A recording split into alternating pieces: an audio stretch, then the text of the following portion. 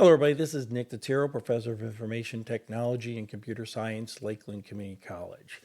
I love getting emails from students when they find an article or a subject they find is interesting and they think, hey, Nick, you might find this interesting. I really do appreciate that. So if you come across an article or something, they say, I think Nick might find this of interest, sure, send it to me.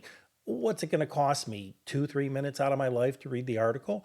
And what I've discovered over the time is that most of the articles I do find interesting. Some are not so interesting. Please don't send me cat videos and links to silly things or, oh, look at this cat juggling. No, I'm talking some technology articles. Absolutely.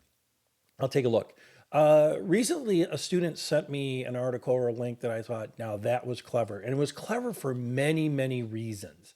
And I want to put that out there. We're going to go up to the article in a second. And let me start with life doesn't come with instructions. When we go out to work in our careers, remember there's two types of jobs. We can have a job where it's not truly career orientated. All work is good work, right? But it may not be career orientated. Maybe it's a stepping stone, whatever. But then there's career orientated jobs. In career oriented jobs, you're constantly improving, constantly trying to sharpen your skills and things like that.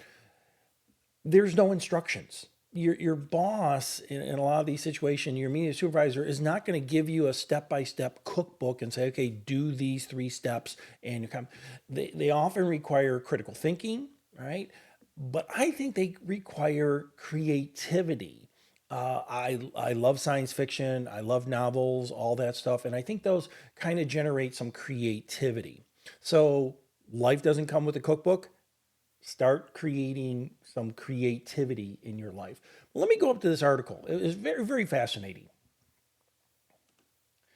And it goes, how do lava lamps help with the internet encryption? Now, a bunch of things. If you're taking a cybersecurity course or planning to take a cybersecurity course, we talk about encryption and some of the methods that they use for encryption. The RSA method, it's interesting, or at least I find it interesting, where they have to use these very, very large prime numbers, or they have to use some randomly generated numbers.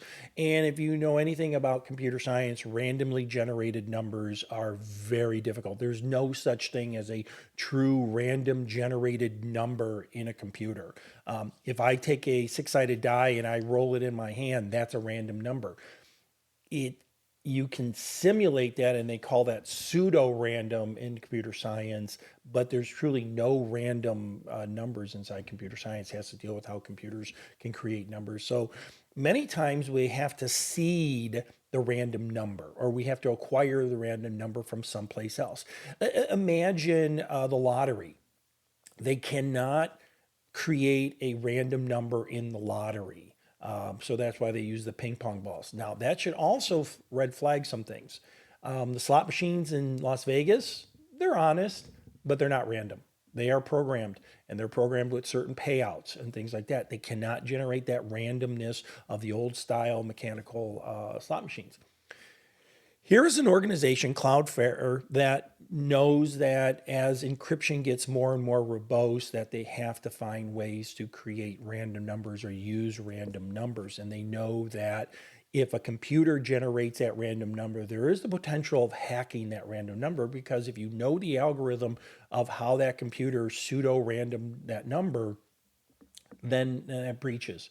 So what they basically did, and when the student sent this to me, I looked at it, I said interesting, and I responded. But as more I thought about it, I'm like, wow, this is really interesting. And basically, what this company does is they have this set of lava lamps. You know, those old 1970 lava lamps. Don't touch them; they're very hot. And no two forms inside the lava lamp will ever be the same just because of the nature of the randomness of the material inside the lava lamp. So there's a random event, this constant random event inside the lava lamp. And somebody at this organization had that creative notion. One day staring, and this is what I think is great, one day staring at a lava lamp, it has nothing to do with technology, has nothing to do with computers. And there's randomness there. This is interesting. So they lined up a bunch of these lava lamps and they started to take digital pictures of these lava lamps. If you know anything about digital photography, where you get into the megapixels, each megapixel has a certain value to it. They knew that if they took a picture of a lava lamp, no two pictures of a lava lamp will ever be the same. The pixels will be slightly different.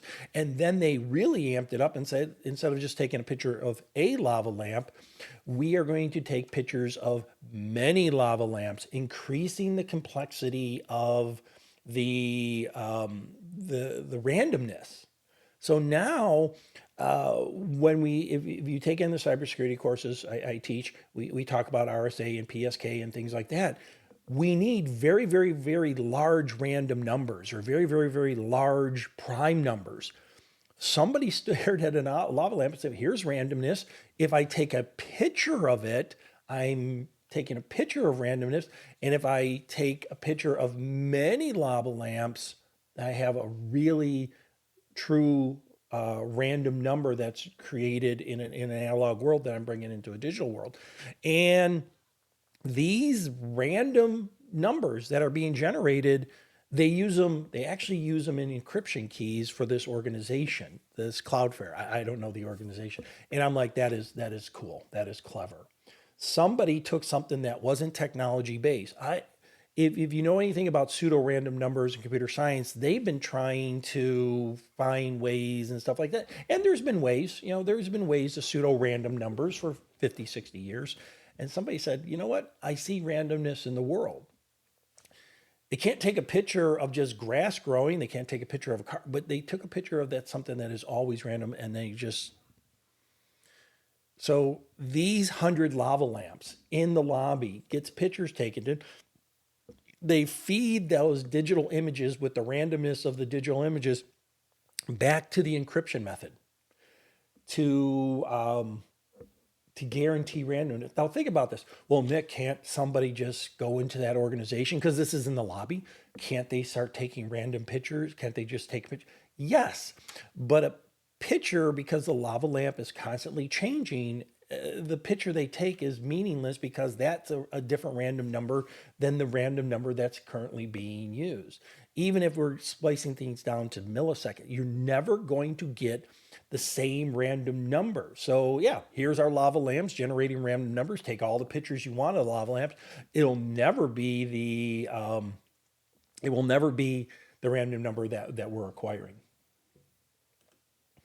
So to the students that send me these, thank you very much. And if I think they're really kind of interesting, and I keep getting many of them, I'll make these little videos with my opinions on them. But remember, the world's not going to give you instructions. Somebody was creative enough to look at this and say, you know what? Here is a non-technology thing, a lava lamp that I can incorporate into what I need. Security needs randomness. So with that being said, let's go out and learn something.